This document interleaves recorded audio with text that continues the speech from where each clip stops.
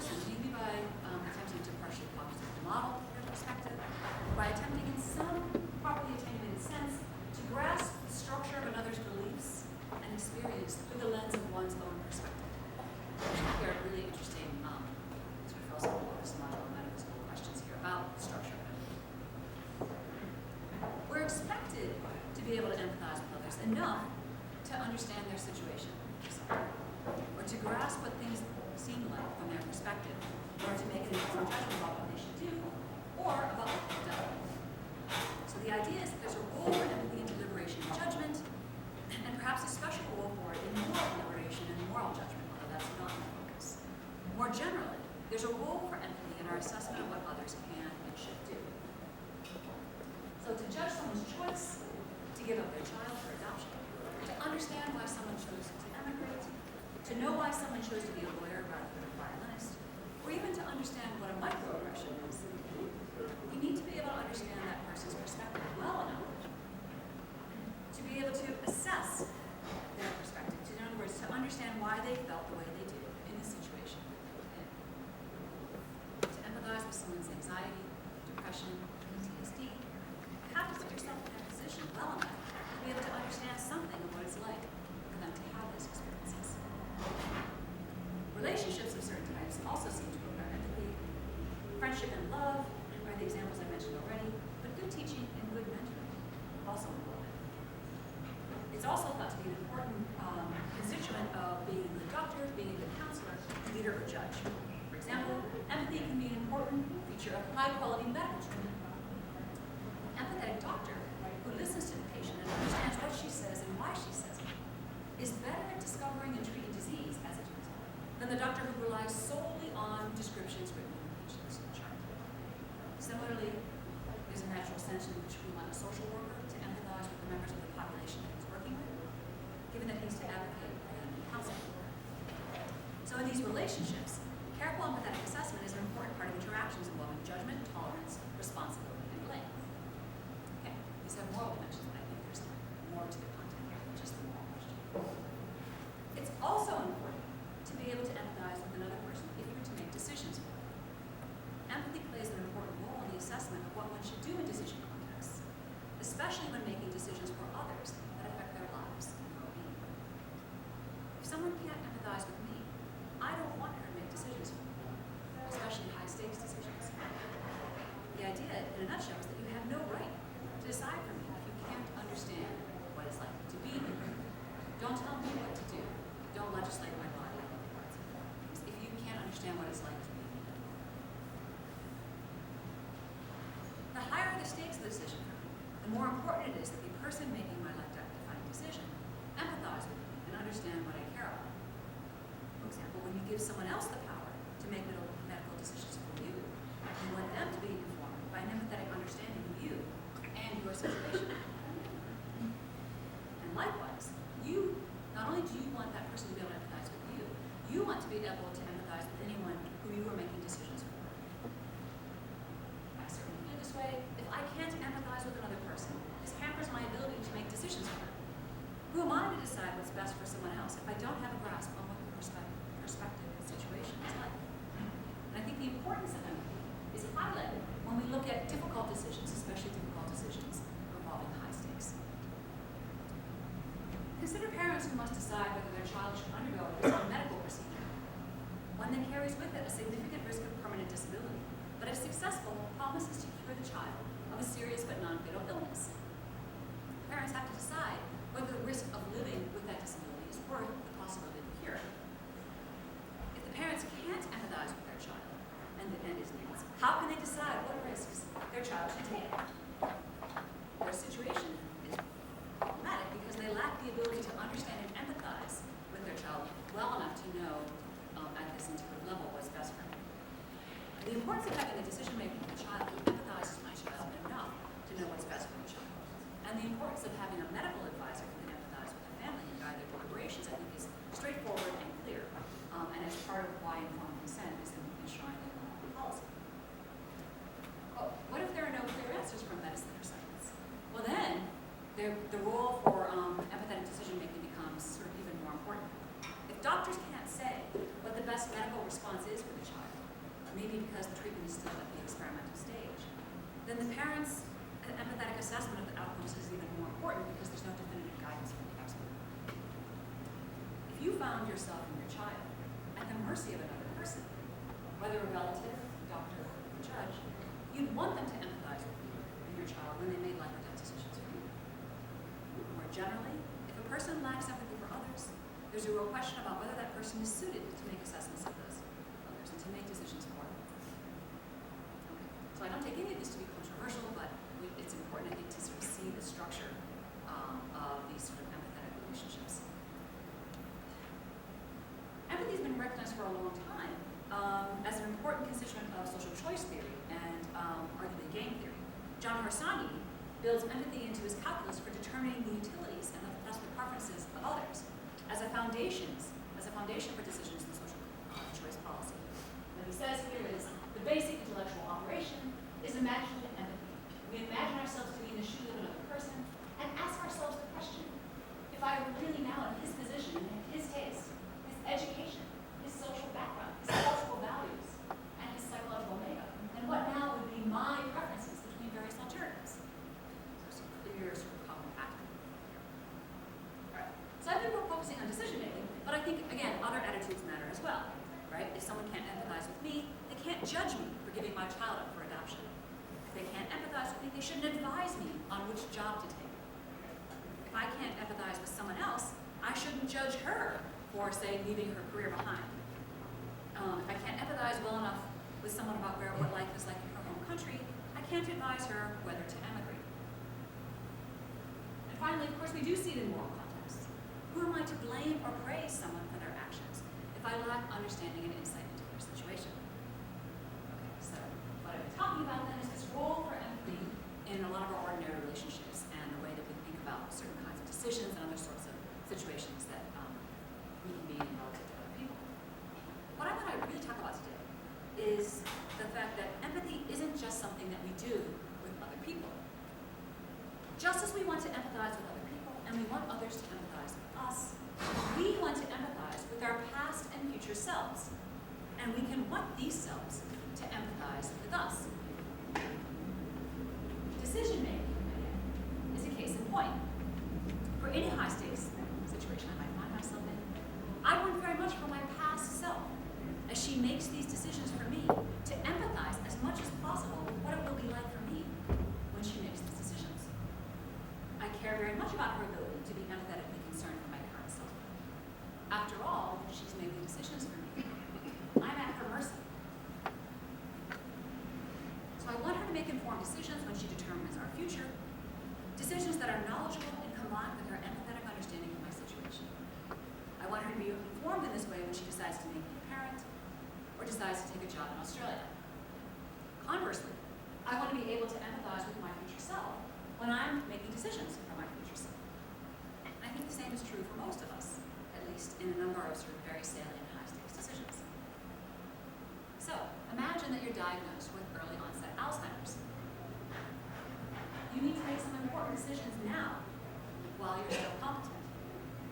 In particular, right, you need to make decisions about your future care. Who do you want to care for you? Which parent or sibling or child? Where do you want to live if you need to be institutionalized? Which institution should you choose and what type? After you're unable to perform basic care for yourself, do you want to receive treatment for influenza and other serious illnesses, or would you prefer to enter hospice care? If you're a committed vegetarian, do you want to rule out the possibility that you're allowed to eat meat as you're in advanced stages of dementia? These are actually cases that come up. To make these decisions, it's very important to be able to understand what it would be like for you in these situations. In other words, it's very important for you to empathize with who you will be then. And if you can't empathize with your future self, how can you knowledgeably make these decisions for yourself? How can you decide the details of your reaction if you lack the ability to understand who you'll be and what you care about in the future? It can seem reasonable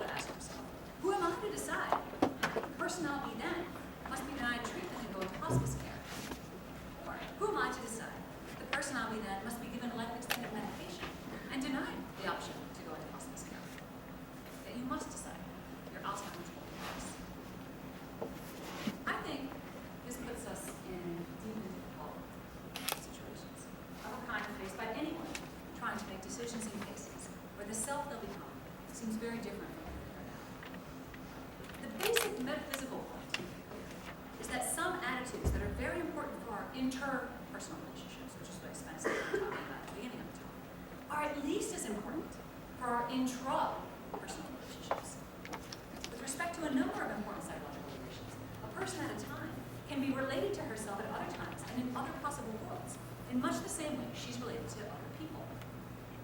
And we care about these relations to our other selves, just as we care about them with respect to other people, and for many of the same reasons.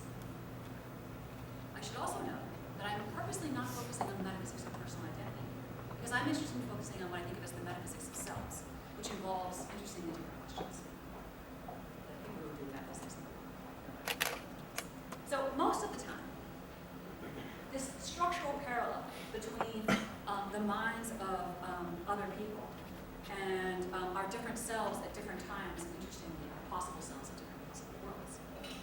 Most of the time, this parallel is obscured because we have a special sort of access to our other selves. First, personal access, either through sort of prospection, anticipation, or memory. Okay? If we have the right kinds of first personal access to ourselves, there's an important connection to our other selves, and it's easy to get the right kinds of understanding, or at least seems like it's easy to get the right kinds of understanding. But what if we don't have that access? That is, what if we find ourselves in a position where our future self is just as inaccessible to who we are now as the self of another person is? Or what if we find ourselves in a position where the perspective of who we could become, a merely possible self, is just as inaccessible as the mind of another person? We could even feel that way about the perspectives of our past selves, especially if we sort of experience trauma. I mean, absent the possibility of what sometimes gets described as mental time trauma. Now, in my recent book on transformative experience, I argued that just as knowing about the experience of another person can be inaccessible to you, under some conditions, what you can know about yourself at one time can be inaccessible to you at another time. So, for example, you can have an experience that is so unlike previous experiences you've had that before you have that new kind of experience, you can't know what it's going to be like for you to have it. Or your future self can change so much over time that you can't know what it will be like for you to be that future self.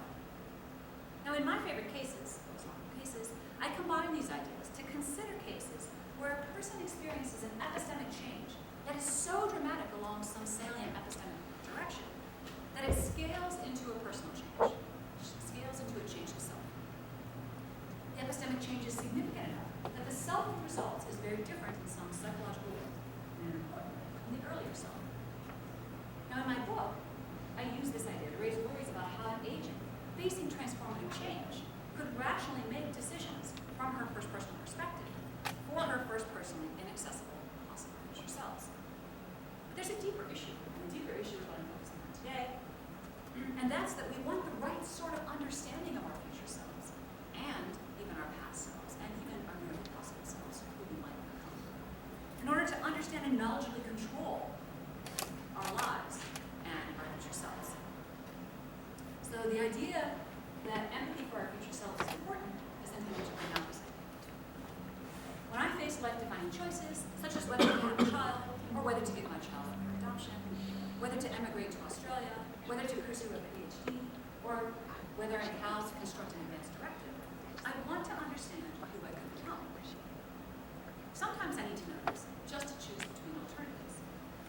Sometimes I need to know in order to make plans and prepare myself for the inevitable. For example, this can come up when people are been incarcerated for 25 or 30 years, have to prepare themselves for parole, but they don't have any experience of a lot of the same features of parole. Sometimes I need to know because my choice could in effect determine the self that I'll become. That is, in some cases, what I choose depends to a large extent on who it will make me into. So this gives us a framework for seeing how empathy relates to the cognitive control of the possibility of our possible future selves, focusing on ways that we might want to empathize. So that's the main line. But now I want to spend briefly something that I want to just sort of explore the contrary idea. Okay? So the first thing I explored was why we might want to try to empathize with future selves, how important that can be in certain kinds of contexts.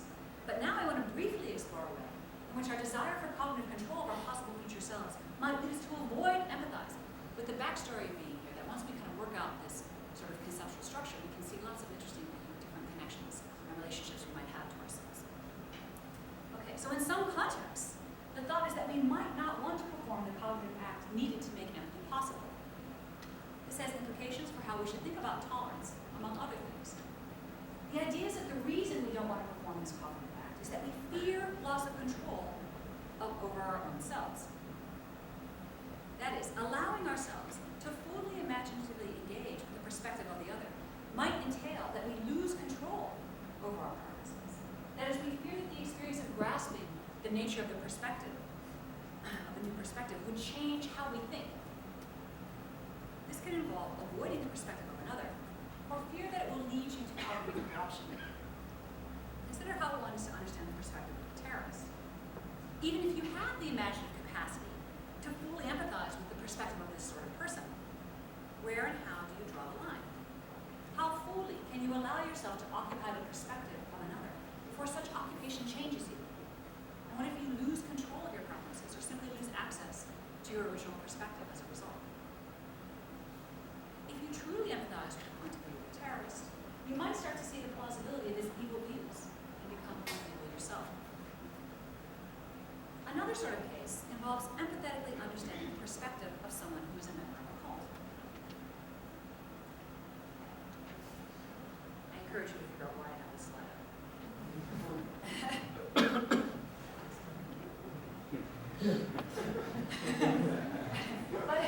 But it's not just other people, okay? Sometimes the main issue for us is wanting to avoid experiencing, even hypothetically, our own possible selves. I think some disputes over religious belief have this sort of structure embedded in them. For example, there's a certain sort of skeptic who's not even willing to open his mind to the possibility of experiencing the divine. Oh, and of course, there's a parallel on the other side. For the believer, entertaining skeptical perspective raises the possibility of the corruption of one's faith. I'll just talk about the side of the skeptic just briefly. So, with our skeptic, such open-mindedness, or I should say, open-mindedness can be actually very important in religious debates. It's a central tenet of Calvinism, for example, that faith involves the experience of the divine. So our skeptic in this case is not willing to even try to have the experience of the divine in order to empathize or better understand the value of faith. Why not? Because he's afraid. He's afraid that empathetically engaging in a religious experience could change him in a way that will make him psychologically alien to his current self. And that alien version of his self will be cognitively corrupted and will find what that alien self takes to be evidence to believe in God. He fears that if he truly imagined or engaged a religious perspective, it might corrupt his intellectual capacities somehow. The resistance from the skeptic comes from resisting any future that involves the real possibility of becoming someone who is not currently a candidate self for him. It's fear of losing his connection to his current self and of becoming an alien future self. The fear doesn't just involve the possibility of understanding the point of view of another person. The fear involves understanding the perspectives of your own possible selves, for example, your believing selves. That is, you might fear empathetically understanding some of these possible selves, because that understanding might drive you to become a self who you don't want to become. So sometimes you might want to avoid empathetically understanding the way you could be, because to stand in those shoes and have the experience of really and truly trying on that point of view might open you to the possibility of a kind of cognitive corruption. The fear of empathy stems from the fear of how it can change you. The fear stems from a situation where you might not want to grasp the possible perspective of your merely possible self for fear of losing control and becoming that self.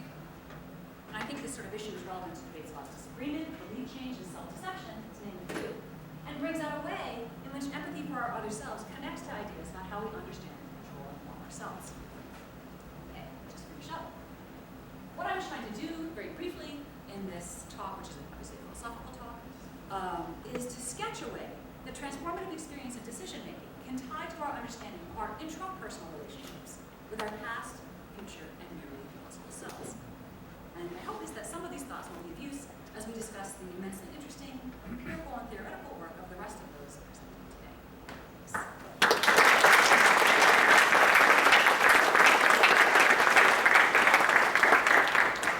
Okay, so I will field questions for Lori. Paul, I see you got your hand on the way up. So that was a lovely beginning, and I'm entirely